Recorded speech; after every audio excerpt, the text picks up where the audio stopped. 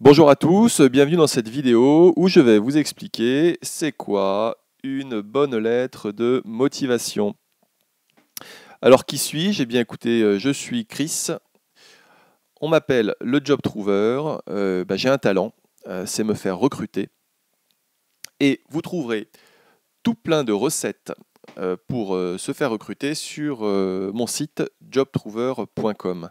Alors aujourd'hui, je vous parle de c'est quoi une bonne lettre de motivation. En fait, moi, dans mon parcours, depuis plus de 10 ans, en fait, j'ai postulé à pas mal de postes et j'ai un très bon taux de réussite pour trouver un job.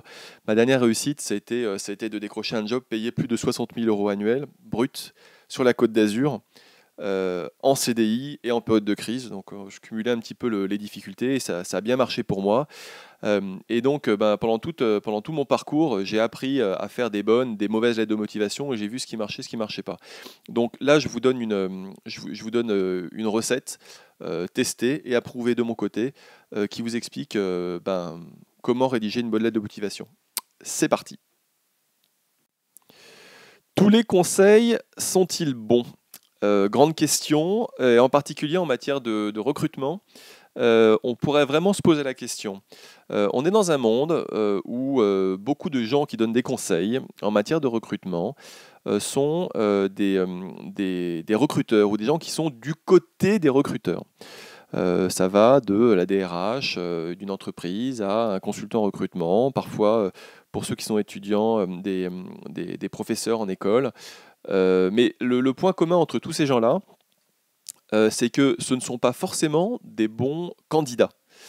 On peut être très bon recruteur et on peut être très mauvais candidat. Et ça, c'est un point sur lequel j'insiste parce qu'il y a beaucoup de gens autour de vous qui vont vous donner des conseils. Essayez de jauger leur capacité à vous en donner. Voilà, donc c'est pour ça que moi, de mon côté, je vous fais ces vidéos, ces articles de blog et toutes ces recettes. C'est parce que en fait, je les ai vécues personnellement en tant que candidat. Je sais ce qui marche, je sais ce qui ne marche pas. Et c'est pour ça que j'en parle. Donc voilà, écoutez, c'est parti pour l'explication de comment rédiger une bonne lettre de motivation. Alors, bon, une lettre de motivation bien construite, pour moi, ça se présente comme ça. Je précise que c'est pas le seul modèle possible. Je dirais que c'est le modèle le plus efficace de mon expérience, que j'en ai testé pas mal. Et ce modèle-là fonctionne assez bien. Donc vraiment, je vous le recommande. Et puis ce que je vais faire là, je vais vous expliquer comment chaque partie est construite. Donc il y a les coordonnées, c'est évidemment vous et comment vous contactez. Il y a l'introduction.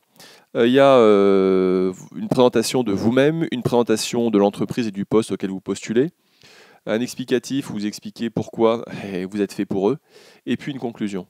Ça peut paraître simple, ça peut paraître aussi un peu bizarre de parler de cœur hein, ou d'amour. Bon, évidemment, le trait est un petit peu grossi, mais j'aime bien comparer les lettres de motivation aux lettres d'amour, puisqu'en fait, il y a à peu près les mêmes ingrédients. Puisque dans une lettre d'amour, vous commencez par parler un petit peu de vous, vous parlez aussi de la personne qui vous attire, et puis il y a un moment où ce que vous voulez dire, c'est que la personne vous plaît et que vous avez envie de vous mettre ensemble, de faire des projets ensemble. Donc c'est tout à fait comparable, même si évidemment il y a beaucoup plus de sentiments dans une lettre d'amour que dans une lettre de motivation. Ce que je vais faire maintenant, c'est que je vais aller dans le détail de chaque partie en insistant beaucoup sur les paragraphes bleus qui sont ceux qui contiennent tout le cœur de l'information. Commençons par le départ, les coordonnées. Donc les coordonnées, c'est un sujet enfin, ça paraît basique, mais bon, autant le mettre, hein. Donc, votre nom, votre prénom, vos coordonnées, donc postales, email, téléphone.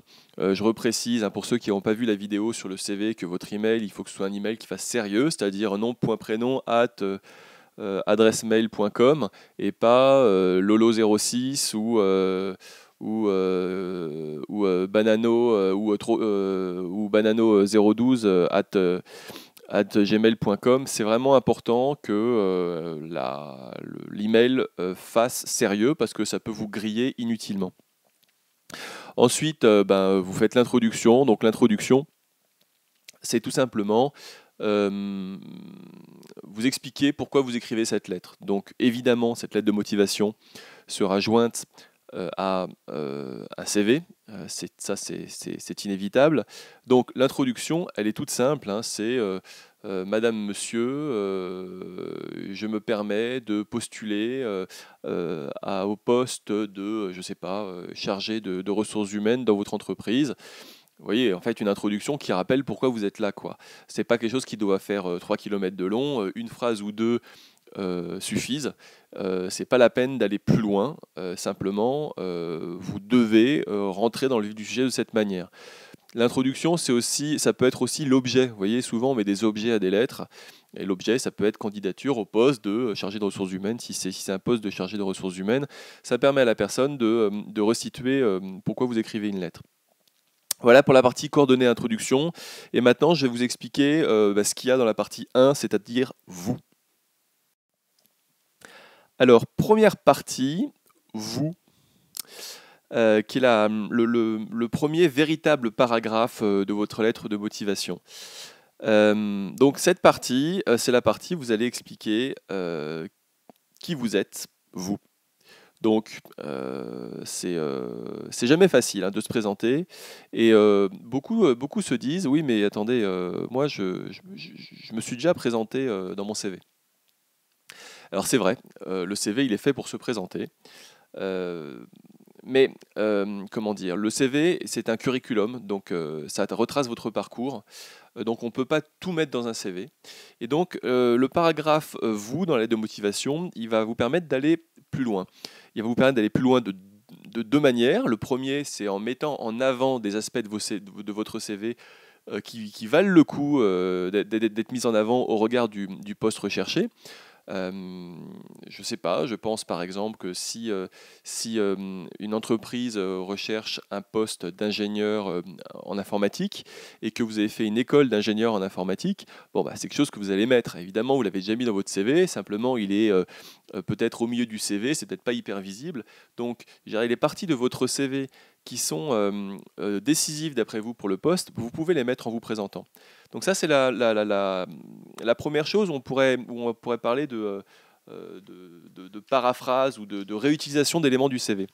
Simplement, il faut être un petit peu plus subtil que ça. Il ne faut pas juste paraphraser le CV, parce que sinon, ça ne sert à rien de faire une lettre de motivation. Donc, l'autre point à faire que je vous recommande, c'est de mettre en avant dans votre lettre de motivation des choses que vous n'avez pas mis dans le CV. Alors, ce ne sera pas forcément des expériences, parce que des expériences pro, parce que celles-là, vous allez les mettre dans votre CV. Mais moi, je mettrais plutôt des parties qui touchent par exemple à des qualités, des aspects de votre personnalité, qui ne sont pas des choses qu'on met forcément en avant dans le CV et qui peuvent servir au poste auquel vous postulez. Donc ça, c'est vraiment un conseil que je vous donne, c'est parler de vous, mettez en avant les éléments de votre CV qui valent le coup d'être mis en avant, et donner d'autres éléments de votre personne qui montrent que, en gros, vous êtes fait pour le poste. Voilà, pour la partie vous. Maintenant, ce que je vous propose, c'est de passer à la partie E. Alors, E, c'est quoi? E, c'est l'entreprise dans laquelle vous postulez, et le poste auquel vous postulez. Donc, vous voyez que ça fait plusieurs choses. Hein. Ce n'est pas une seule chose, c'est vous postulez dans une entreprise, donc qui a une caractéristique, qui est dans un secteur d'activité, qui a une organisation, qui a peut-être des valeurs, et puis vous postulez à un poste dans un service ou dans une direction de l'entreprise. Votre souci aujourd'hui, c'est que il est possible que l'entreprise, vous ne la connaissiez pas très bien. Et donc la difficulté, c'est de leur parler d'eux alors que vous ne les connaissez pas bien. Là, je dirais que Google est votre ami. Si vous ne connaissez pas bien l'entreprise, si vous faites des recherches sur l'entreprise, vous trouverez plein d'informations. Mais vraiment beaucoup. Si vous croisez en plus avec le nom de celui qui recrute, vous allez peut-être trouver un témoignage de cette personne sur son propre service, sa vision de l'activité de son entreprise. Tout ça, ce sont des éléments dont il faut vous inspirer pour parler d'eux. Il ne s'agit pas d'être hyper créatif, hein. Il s'agit là pour le coup de leur dire ce qu'ils savent déjà. Ça permet une seule chose ça leur permet de valider que vous avez bien compris à qui vous vous adressez. C'est aussi bête que ça. Vous êtes une entreprise reconnue de tel secteur d'activité, vous recherchez un candidat à tel poste et ce candidat doit avoir ces qualités-là. Là, ça peut vraiment paraître de la paraphrase, mais j'insiste dessus. Un gros souci qu'on a quand on recrute un candidat, c'est qu'il y en a beaucoup qui n'ont pas vraiment compris quel était le poste ou quelle était l'entreprise dans laquelle ils postulaient. C'est pas très grave, hein, le processus de recrutement est fait aussi pour le candidat pour qu'il comprenne mieux le poste. Mais recevoir une lettre de motivation où la personne exprime pertinemment qu'elle a compris quelle était l'entreprise dans laquelle elle postulait et quel était le poste auquel il postulait, ça peut être vraiment différenciateur par rapport aux autres candidatures. Donc je vous recommande vivement d'indiquer de parler d'eux, quoi. C'est une bonne technique, pour revenir à la technique de séduction tout à l'heure dans la lettre d'amour, c'est aussi une bonne technique de séduction, donc n'hésitez pas à l'utiliser. Voilà pour la partie E, et puis maintenant on va passer à la partie la plus importante presque, c'est la partie 3, c'est vous plus eux. Alors, ça c'est une grande question et c'est une partie qui est assez difficile à construire, mais si vous l'avez bien construite, vous allez voir, ça peut vraiment jouer en votre faveur dans une candidature. Alors, c'est quoi la troisième partie? C'est vous plus eux égale cœur. Autrement dit, vous êtes candidat, il recrute une personne, il recrute un candidat, vous êtes fait l'un pour l'autre. Donc c'est une partie qui doit être assez synthétique, mais qui doit, pour moi, reprendre des éléments de votre candidature et des éléments du poste recherché qui amènent à la conclusion que de toute façon vous êtes fait pour ce poste. Je vais vous prendre un exemple. Imaginons une entreprise qui recrute un commercial. Posez-vous la question, quand on recrute un commercial, des compétences souhaitées. Alors moi, comme ça, hein, j'en vois quelques-unes.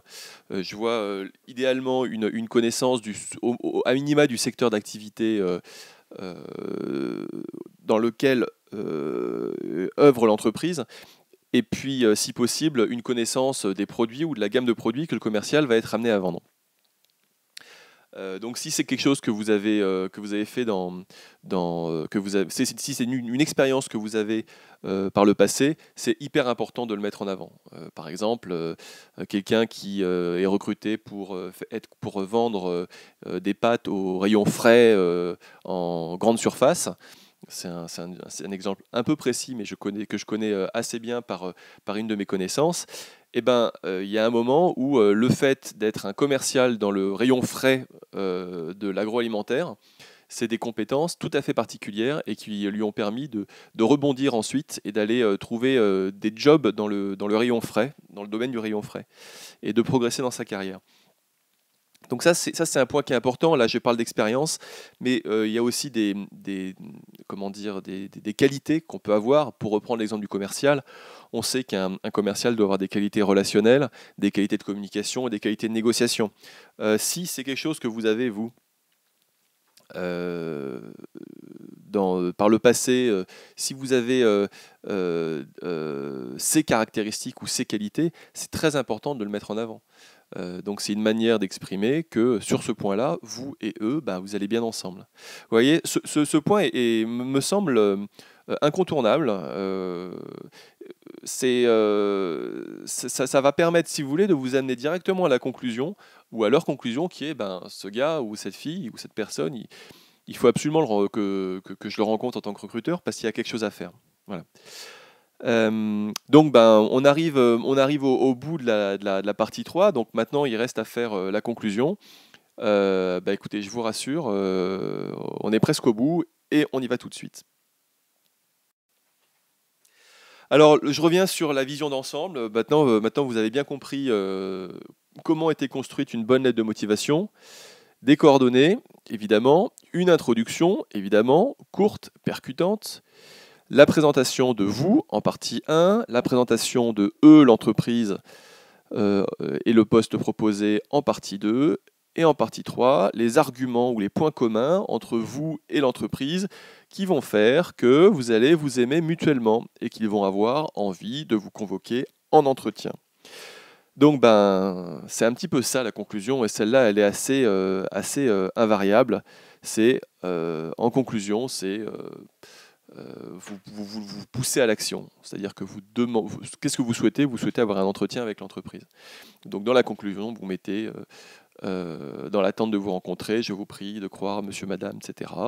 Ou je serais ravi de vous rencontrer afin de vous faire part de ma candidature. Vous voyez, ce sont des choses, il y a énormément de gens qui l'oublient, mais la conclusion doit porter l'appel à l'action. Et l'appel à l'action, c'est quoi? C'est l'entretien qu'il va y avoir derrière. Voilà pour le descriptif d'une bonne lettre de motivation. J'espère que ça vous convient bien, mais je vais vous proposer une chose. Ce que je vous propose, c'est à votre tour. Donc, vous êtes peut-être actuellement à la recherche d'un emploi. Vous êtes peut-être en train de construire des CV, des lettres de motivation et que vous envoyez, que ce soit pour un stage, un CDD, un CDI, quel que soit votre niveau d'expérience professionnelle. Tout le monde passe par là dans le cadre d'un recrutement. Donc, ce que je vous propose, c'est d'appliquer ces conseils et, comme moi, faites une lettre de motivation comme une lettre d'amour. Donc c'est un point qui me semble important et que je vous recommande. Voilà. Alors pour aller plus loin, écoutez, c'est très simple. Allez sur le site jobtrover.com, qui est le site que je tiens à jour en permanence. C'est le site qui a toutes les recettes en fait pour trouver un job. C'est vécu et approuvé en tant que chercheur d'emploi. Et puis pas seulement chercheur d'emploi, mais je dirais trouveur d'emploi. Je me représente, moi on m'appelle le job trover parce que ce qu'on dit de moi, c'est que j'ai un bon taux de succès dans le recrutement et qu'en tant que candidat, j'arrive facilement à me faire recruter. Et ma dernière réussite a été de trouver un poste payé plus de 60 000 € annuels bruts sur la Côte d'Azur, en CDI et en pleine période de crise. Donc ça marche bien pour moi, et c'est grâce à plus de 10 ans d'expérience dans ce domaine-là que je peux aujourd'hui vous donner toutes mes recettes. Et bien donc je vous dis à très bientôt sur jobtrover.com et bonne recherche.